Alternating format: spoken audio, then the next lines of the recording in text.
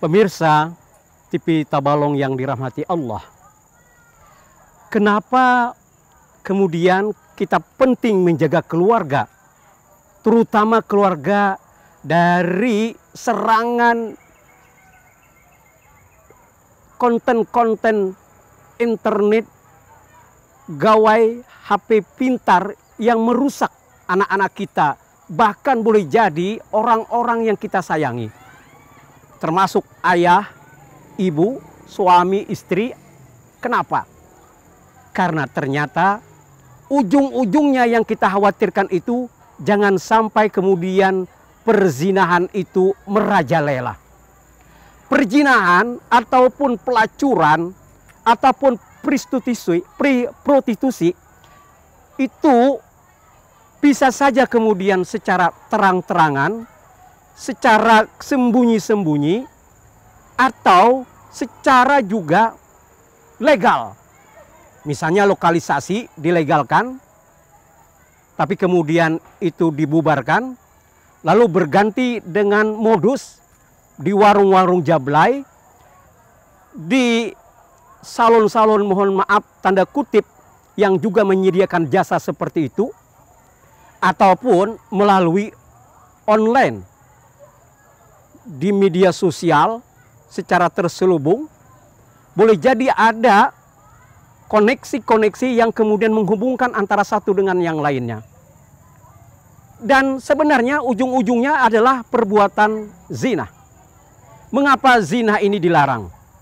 Karena menurut surah Al-Isra ayat 32, "Wala taqrabu zina innahu kana fahisyatan wa sa'a sabila." Janganlah kalian mendekati zina.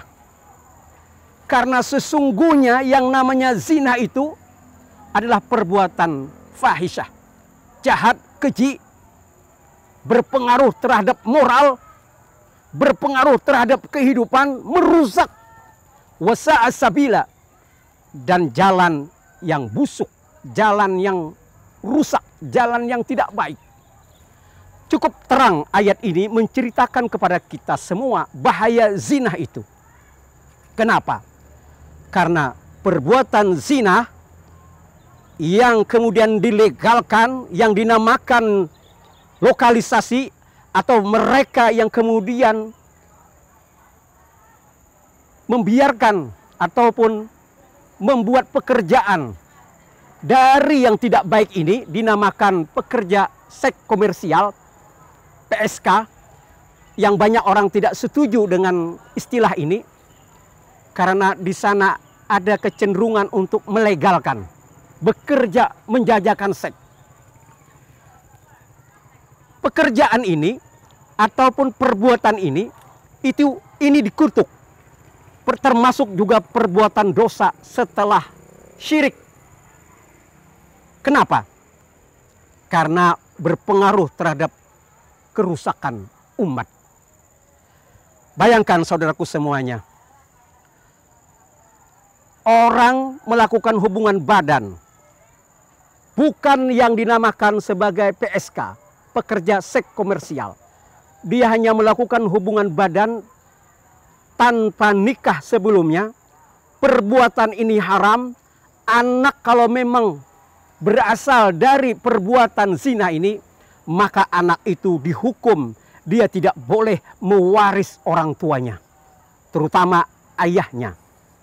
Jadi andai kata misalnya begini, seorang laki-laki melakukan hubungan badan dengan seorang perempuan sebelum mereka resmi menikah. 3 bulan kemudian hamil. Untuk menutupi rasa malu dari dua keluarga ini, mereka dikawinkan. Lalu mereka kawin. Sementara anak membesar di perut seorang gadis ini. Ketika dia lahir, belum cukup 9 bulan ataupun 10 bulan dari pernikahan itu, lahirlah anak ini. Maka anak ini dijamin dia tidak boleh apabila ayahnya meninggal dunia mewaris harta orang tuanya. Kalau tahu anak ini kemudian punya adik, adiknya itu adalah perempuan, sementara kakaknya ini adalah laki-laki, maka dia pun tidak boleh menjadi wali dari adiknya yang perempuan ini. Kalau anak pertama ini adalah perempuan, ayahnya masih hidup, dia mau kawin, maka ayahnya ini tidak boleh menjadi wali dari anaknya ini. Kenapa? Ini adalah hukuman bagi orang tuanya yang tidak sabar melakukan hubungan badan. Berzinah sebelum resmi menikah adalah perbuatan yang terkutuk dan akan mewariskan masalah ke depannya, terutama bagi si anak. Nah, saudaraku semuanya, pemirsa TV Tabalong yang dirahmati Allah, penting kita membahas ini, masalah ini, agar tidak terjadi bagi generasi kita semua. Maka oleh karena itu, khusus untuk anak-anak perempuan, tolong anak-anak perempuan kita ini jangan sampai mereka membuang status sebagai perawan sebelum waktunya. Biarkan dia perawan sampai dia kuliah, bahkan sampai dia bertemu dengan pasangannya, jodohnya. Silahkan kemudian melepas status perawan. Seorang anak yang bertahan dengan status sebagai perawan tidak kemudian diberikan kepada pacarnya di waktu SMA, maka anak ini insya Allah menjadi anak solehah yang akan memberi berkah bagi kehidupan selanjutnya, terutama untuk anak-anak mereka. Lihatlah bagaimana pentingnya kita menjaga status anak yang perawan. Tidakkah ahli surga, mereka yang masuk surga, bidadari-bidadari yang ada di surga, semuanya adalah berstatus perawan.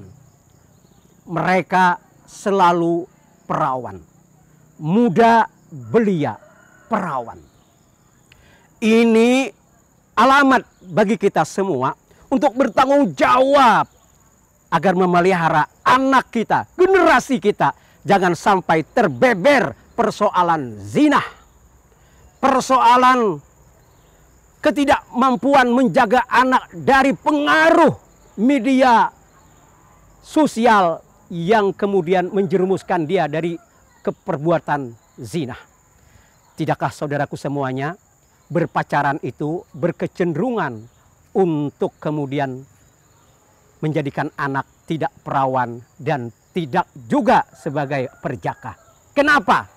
Karena berpacaran bisa kemudian melepas keperawanan dan melepas kejantanan, mohon maaf, itu melalui pacaran yang tidak syariat. Sebenarnya pacaran itu tidak ada yang syariat. Tidak ada yang syariah, tidak ada. Kenapa? Karena bila berani berpacaran, berdua-duaan, di sana ada yang ketiga, yakni iblis yang menggoda anak itu untuk melakukan hubungan badan sebelumnya. Kenapa? Karena perbuatan zina adalah perbuatan yang merusak segala sendi-sendi kehidupan.